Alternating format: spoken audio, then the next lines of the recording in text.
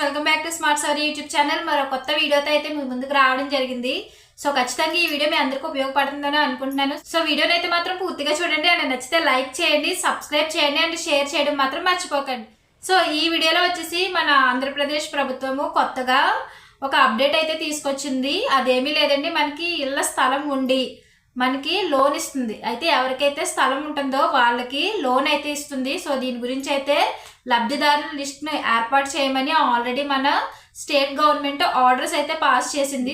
So present already సచివాలయాల్లోని ఈ పత్రాలు అయితే తీసుకుంటున్నారు. అది అప్లై చేసుకోవడానికి ఏమేమి సర్టిఫికెట్స్ ఉండాలి, అదే విధంగా మనకి ఏ అర్హతలు ఉండాలి అనేది ఈ వీడియోలో అయితే మనం చూద్దాము. సో సబ్స్క్రైబ్ మాత్రం చేయడం మర్చిపోకండి. సో ఈ స్కీమ్ ఏంటంటే ప్రధానమంత్రి ఆవాస్ యోజన పథకం 2.0. సో ఈ పథకంలో భాగంగా ఏంటంటే మనకి గవర్నమెంట్ మనకి ఇళ్ల స్థలం ఉండి, సో ఈ పథకంలో భాగంగా ఏంటంటే గవర్నమెంట్ ఒకవేళ మీకు కనుక ఇళ్ల స్థలం ఉండి కట్టుకోవడానికి లోన్ ఇస్తుంది అన్నమాట. సో అదే ఈ స్కీమ్ యొక్క మెయిన్ ఎయిమ్. సో ఇక్కడ ఎటువంటి స్థలాలు అయితే ప్రజెంట్ అయితే ఇవ్వడం లేదు, ఓన్లీ మనకి లోన్ అయితే శాంక్షన్ చేయడం జరుగుతుంది. సో ఈ లోన్ ఏంటంటే మీరు తిరిగి పే అయితే చేయవసరం లేదు అన్నమాట. అదేవిధంగా మనం ఈ స్కీమ్కి అప్లై చేయడానికి ఎటువంటి దరఖాస్తు రుసుము కూడా మనం పే అయితే చేయవసరం లేదు. ఇది ఫ్రీ.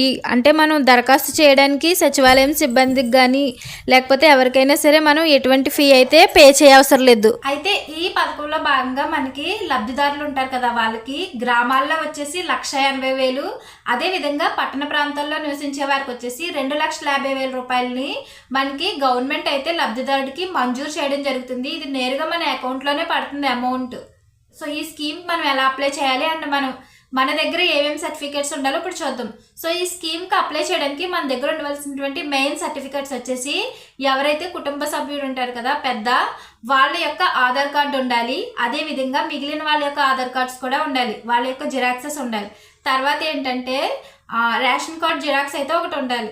అదేవిధంగా మనకు ఉండాల్సింది ఏంటంటే మన బ్యాంక్ యొక్క అకౌంట్ బుక్ జిరాక్స్ ఉండాలి. అంటే మనకి వాళ్ళు అమౌంట్ వేసేది డైరెక్ట్గా బ్యాంక్లోనే వేస్తారు కాబట్టి ఖచ్చితంగా మనకి బ్యాంక్ అకౌంట్ బుక్ జిరాక్స్ అయితే ఉండాలి. తర్వాత వచ్చేసి ఏంటంటే మనకి ఇన్కమ్ సర్టిఫికెట్ అనేది ఉండాలి. సో ఏం ఉండాలంటే ఆధార్ కార్డ్ జిరాక్స్, సో కుటుంబ సభ్యుల యొక్క వివరాలు, తర్వాత వచ్చేసి మనకి ration card xerox, and next వచ్చేసి మనకి income certificate xerox, and next వచ్చేసి బ్యాంక్ అకౌంట్ యొక్క డీటెయిల్స్ ఉండేటువంటి జిరాక్స్. సో ఈ జిరాక్సెస్ అన్ని కూడా తీసుకొని మీ దగ్గర అయితే పెట్టుకోవాలి.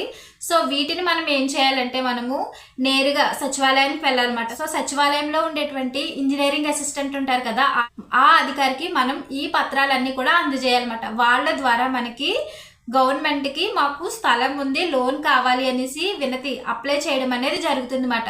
సో ఈ స్థలం ఉండి ఇల్లు నిర్మించుకోవాలనుకుంటే, గవర్నమెంట్ నుంచి లోన్ కావాలనుకుంటే ఈ విధంగా మీరైతే అప్లై చేయాలన్నమాట. అదేవిధంగా మీరు ఈ పథకం గురించి తెలుసుకోవడానికి మనకి కొన్ని హెల్ప్ లైన్ నెంబర్స్ అయితే అవైలబుల్లో ఉన్నాయి. ప్రధానమంత్రి Awas Yojana help line numbers ఇవి వచ్చేసి 011-230-63620, అదేవిధంగా 011-230-63567. సో ఇవి వచ్చేసి మనకి హెల్ప్ లైన్ నెంబర్స్. సో వీటి కనుక మనం కాల్ చేసినట్లయితే ఈ పథకానికి సంబంధించిన పూర్తి వివరాలు వాళ్ళు కూడా తెలుపుతారు. అదేవిధంగా మనకి వైఎస్ఆర్సీపీ గవర్నమెంట్లో కూడా మనకి 2 సెంట్లు 3 సెంట్లు స్థలాలు అయితే ఇవ్వడం జరిగింది.